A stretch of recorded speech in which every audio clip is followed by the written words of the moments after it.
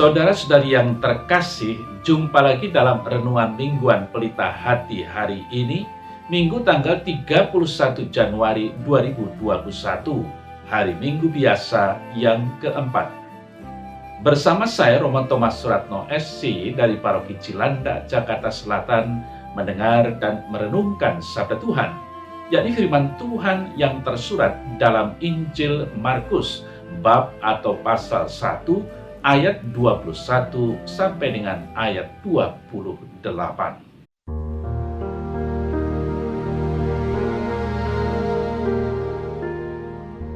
Yesus dan murid-muridnya tiba di Kapernaum.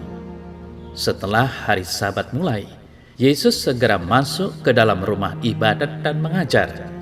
Mereka takjub mendengar pengajarannya, sebab ia mengajar mereka sebagai orang yang berkuasa, tidak seperti ahli-ahli Taurat.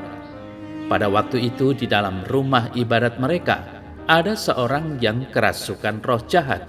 Orang itu berteriak, "Apa urusanmu dengan kami, hai Yesus orang Nazaret? Apakah engkau datang untuk membinasakan kami? Aku tahu siapa engkau, yang kudus dari Allah." Tetapi Yesus membentaknya, "Diam, keluarlah dari dia." Roh jahat itu menggoncang-goncang orang itu, dan sambil menjerit dengan suara nyaring, roh itu keluar dari dia. Mereka semua takjub, sehingga mereka memperbincangkannya, katanya, "Apa ini? Suatu ajaran baru disertai dengan kuasa?" Ia memberi perintah kepada roh-roh jahat dan mereka taat kepadanya. Lalu segera tersebarlah kabar tentang dia ke segala penjuru di seluruh Galilea.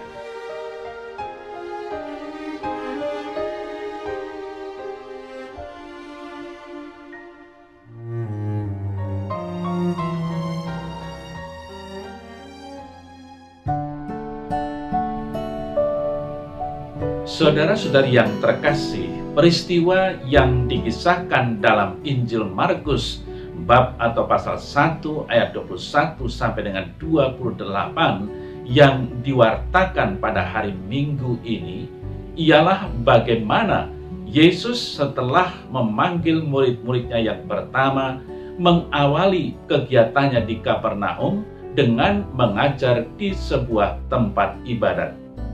Orang-orang takjub mendengar pengajarannya. Pada kesempatan itu juga ia mengusir atau mengeluarkan roh jahat dari orang yang kerasukan setan. Saudara-saudari yang terkasih, orang banyak mulai bertanya-tanya apa sebenarnya yang sedang terjadi. Dan sejak itu tersiarlah berita tentang dia di seluruh wilayah Galilea.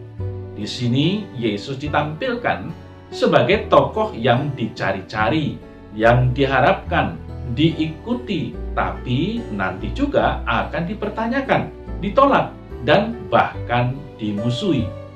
Pikiran-pikiran yang tersimpan dalam-dalam tak lagi dapat tinggal tersembunyi. Kehadirannya membuat orang semakin merasa perlu jujur pada diri sendiri. Saudara-saudari yang terkasih, penginjil Markus lewat warta sabda hari ini memperlihatkan bahwa wibawa Yesus itu mengagumkan. Dialah sabda yang hidup.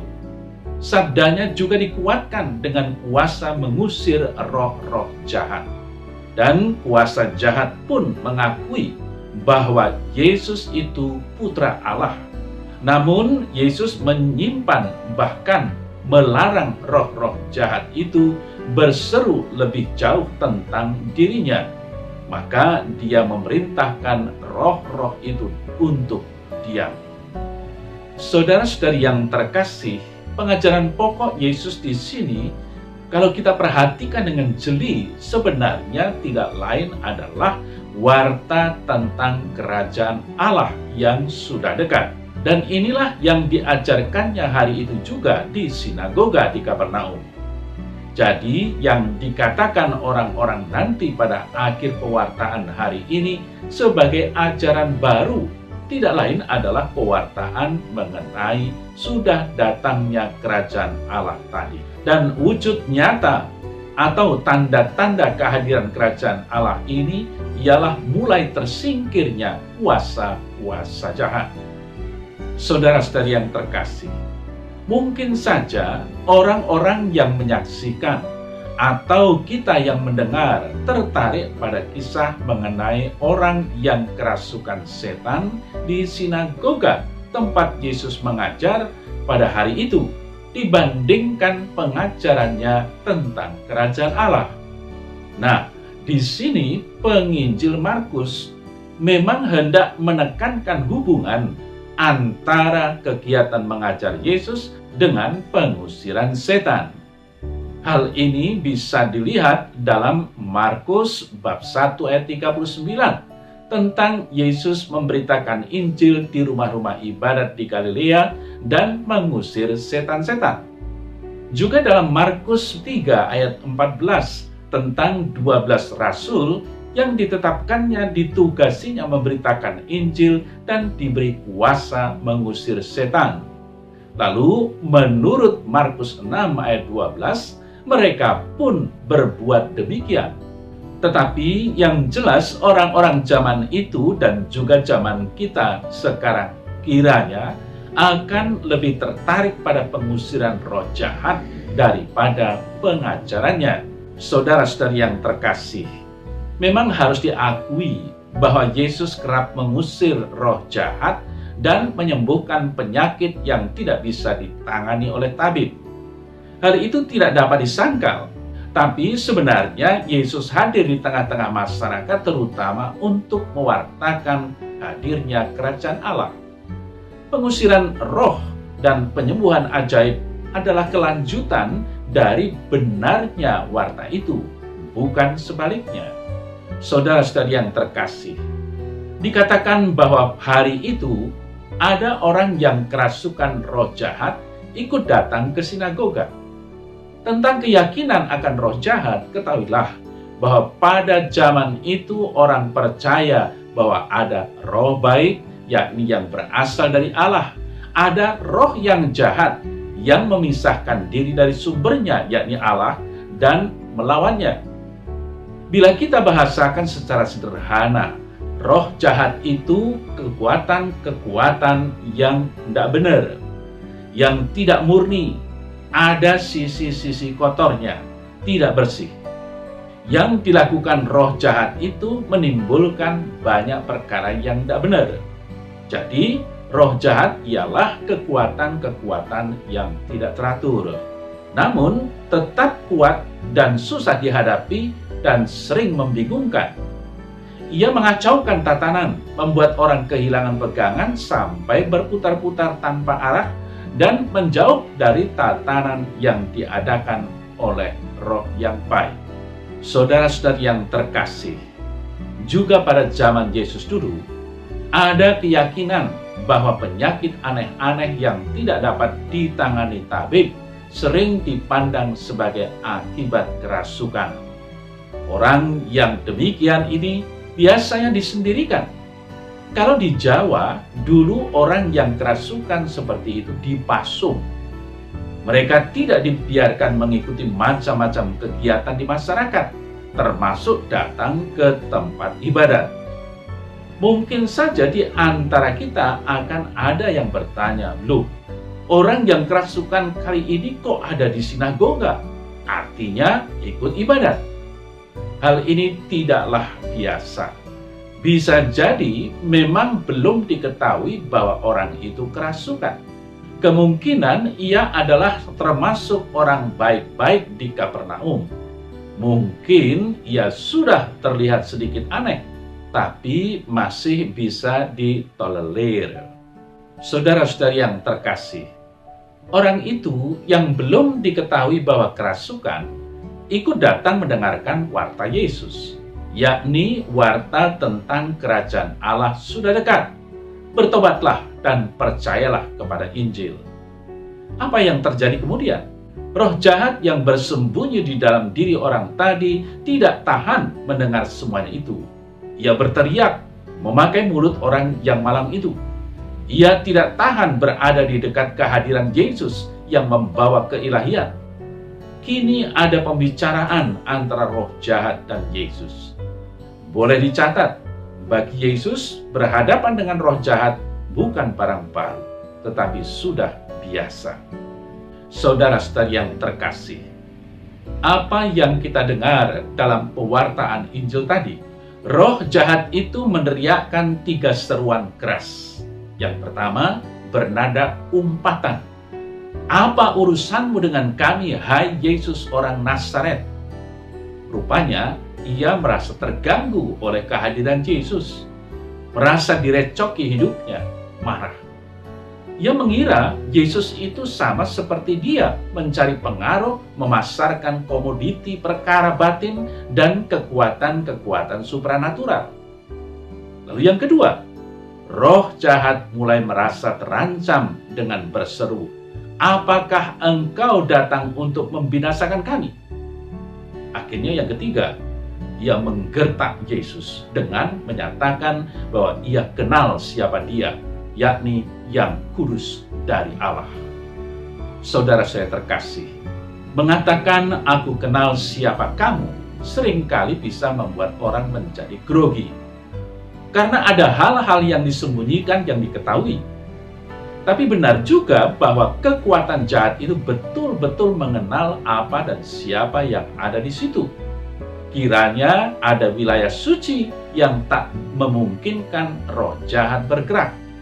Dan wilayah itu ada pada orang dari Nazaret ini, Yesus. Keunggulannya jelas sangat dirasakan. Itulah yang disaksikan orang-orang waktu itu dan diberitakan kepada kita sekarang. Mereka makin bertanya-tanya, lalu siapa sebetulnya dia yang diakui kewibawaannya bahkan oleh kawanan roh jahat itu? Jadi, di sini terlihat dengan jelas bahwa roh-roh jahat itu merasa terancam dan gentar di hadapan orang Nazaret yang sedemikian dekat dengan Allah yang Maha Suci. Saudara-saudari yang terkasih, Yesus menghardik dan menyuruh roh itu diam. Memang yang namanya kerasukan setan kerap kita mendengar atau terdengar suara-suara yang datang pergi tak karuan dalam diri orang yang kerasukan, yang mengacaukan dan sekaligus menakutkan. Mungkin saja kata-kata roh kepada Yesus itu kedengarannya biasa saja, tapi sebenarnya amat mengacaukan. Suara-suara itu mau membuat Yesus pergi tanpa mencampuri urusan ini. Mereka mau agar ia tidak menanggung resiko dicurigai berkawat dengan kaum roh seperti itu. Juga tadi diteriakkan, apakah roh jahat itu mau dihabisi? Sadarilah bahwa Yesus tidak membinasakan roh jahat. Dan tindakan ini bukan urusannya, itu urusan Allah yang Maha Kuasa. Yesus hanya mengeluarkan roh dari dalam diri orang yang kerasukan yang mau mendekat kepadanya. Maka boleh dikatakan, roh yang menjahati itu masih diberi kesempatan untuk tidak menjahati lagi dan menemukan kembali asalnya yang sejati. Namun, saudara-saudara yang terkasih, sebelum dikeluarkan, roh tadi masih berusaha membingungkan Yesus dan mungkin orang-orang lain, termasuk kita, dengan menyerukan gelar yang kudus dari Allah. Ia mau membuat Yesus mulai takabur, merasa besar, dan mulai merasa diri sama dengan yang Maha Kuasa sendiri. Tadi roh jahat sudah berteriak apakah Yesus itu mau membinasakan mereka. Hal yang hanya bisa dilakukan Allah yang Maha Kuasa sendiri. Maklum, gelar yang kudus itu dalam kesadaran orang pada waktu itu dikenakan hanya kepada Allah sendiri. Atau kepada Imam Harun yang dipilih Allah untuk berkorban bagi umat, atau kepada Nabi besar Elisa. Saudara-saudari yang terkasih, Yesus hendak dibuat merasa seperti orang-orang besar itu, bahkan seperti Allah sendiri. Karena itulah Yesus menyuruh roh jahat tadi diam. Lihatlah betapa lihai dan pintarnya roh jahat itu.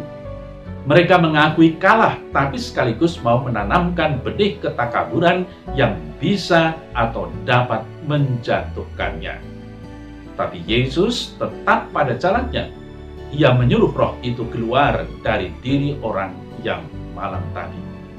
Saudara-saudara yang terkasih, kemudian bagaimana reaksi orang-orang pada saat itu? Apa ini? Suatu ajaran baru disertai dengan kuasa. Ia memberi perintah kepada roh-roh jahat. Di sini penginjil Markus hendak menyampaikan bahwa ajaran Yesus dan tindakan mengeluarkan roh jahat itu berhubungan erat satu sama lain. Kedua-duanya disertai dengan kuasa. Saudara-saudari yang terkasih, warta Injil Markus hari ini mengajak kita mendekatkan diri kepada pribadi Yesus. Bukan hanya kepada sekumpulan ajaran Yesus belaka. Keterpukauan dan keheranan orang-orang yang tahu dan mengenal Yesus itu disampaikan kepada kita supaya kita berani datang, mendekat, dan mendengarkan Yesus.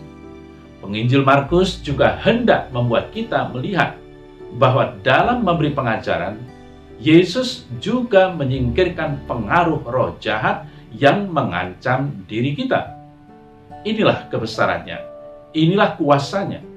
Dan kita, sekali lagi, kita diajak untuk mendekat padanya. Maka sebagai pertanyaan reflektif yang bisa diajukan kepada kita semua, saudara-saudara yang terkasih, adalah sejauh mana kita menjadi orang beriman Kristiani. Apakah hanya karena ajaran-ajaran Yesus yang indah, atau juga karena kuasanya yang luar biasa yang dapat mengusir dan menyembuhkan sakit dan derita yang kita alami? Bukan saja sakit dan derita fisik, tetapi justru derita karena dosa dan tindakan-tindakan kita yang melawan kehendak Allah. Kita seharusnya sungguh percaya akan kuasa Yesus itu, bukan hanya kuasa yang dulu, tetapi kuasanya yang tetap ada dan berjaya sampai sekarang. Hal ini semua terjadi kalau kita sungguh-sungguh percaya.